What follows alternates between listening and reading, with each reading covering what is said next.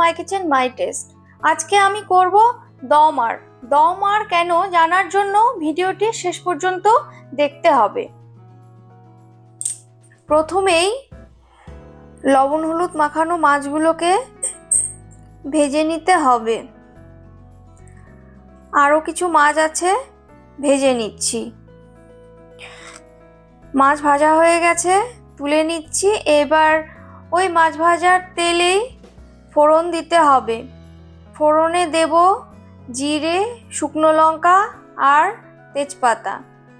এবার পেঁয়াজ বাটা দিয়ে দিতে হবে। পেঁয়াজ বাটাটা সুন্দর করে ভেজে নিয়ে দিয়ে দেব রসুন বাটা। পেঁয়াজ রসুন সুন্দর করে ভেজে নিতে হবে। ফ্লেমটা অবশ্যই কমিয়ে দিয়ে সুন্দর করে ভাজতে হবে, যাতে কাঁচা গন্ধটাও চলে যায় আর পেঁয়াজ রসুনটা যেন না পুড়ে যায়। এবারে মশলা দিয়ে দিলাম। মশলার মধ্যে এখানে নিয়েছি জিরে, আদা, শুকনো লঙ্কা, টমেটো, কাজু, ছোট এলাচ, লবঙ্গ, দারচিনি। এবার পরিমাণ মতো লবণ, হলুদ দিলাম আর হলুদের ওপরে কাঁচা সর্ষের তেল ছড়িয়ে দিলাম। এবার ভালো করে মিশিয়ে নিয়ে ঢেকে দিতে হবে। কিছুক্ষণ পর ফিরে এলাম। এবার ভালো করে নেড়ে দেব। খুব সুন্দর কালার এসছে। এবারে আলু দিয়ে দিচ্ছি। আলু পছন্দ না হলে না দেওয়াও যেতে পারে। আলু না দিলেও এটা খেতে খুব সুন্দর লাগে, তবে আমি আলু পছন্দ করি তাই আলুটা দিলাম। এবারে আবারও ঢাকা চাপা দিয়ে কিছুক্ষণ রেখে দিলাম। ফ্লেমটা অবশ্যই কমিয়ে দিয়ে রাখতে হবে। এবার ভালো করে কষিয়ে নিতে হবে। চ্যানেলটি সাবস্ক্রাইব করে অবশ্যই আমার পাশে থাকবেন আর পাশে রাখা বেল আইকনটি প্রেস করে দেবেন নতুন নতুন ভিডিওর আপডেটগুলি সবার আগে পাওয়ার জন্য। আর রেসিপিটি ভালো লাগলে অবশ্যই লাইক, শেয়ার আর কমেন্ট করতে ভুলবেন না। ভালো করে কষিয়ে নিচ্ছি। আলুটাও সেদ্ধ হয়ে গেছে।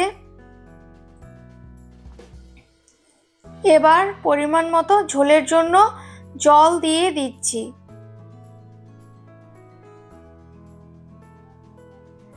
একটু সময় নিয়ে ভালো করে মশলাটা কষিয়ে নিতে হবে, যতক্ষণ না পর্যন্ত মশলা থেকে তেল ছেড়ে আসছে।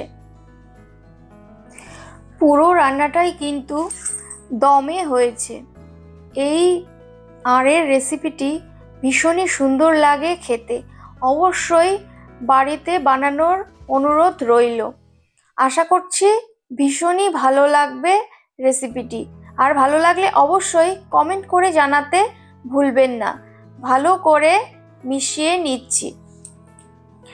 এবারে ঝোলটা ফুটে গেছে। ভেজে রাখা মাছগুলো দিয়ে দেব। ঢাকা চাপা দিয়ে দমে এই রান্নাটি করতে হবে, তবেই এই রেসিপিটির আসল টেস্ট পাওয়া যাবে। এই লোভনীয় দম আঁড়ের রেসিপি কেমন লাগলো অবশ্যই জানাতে ভুলবেন না।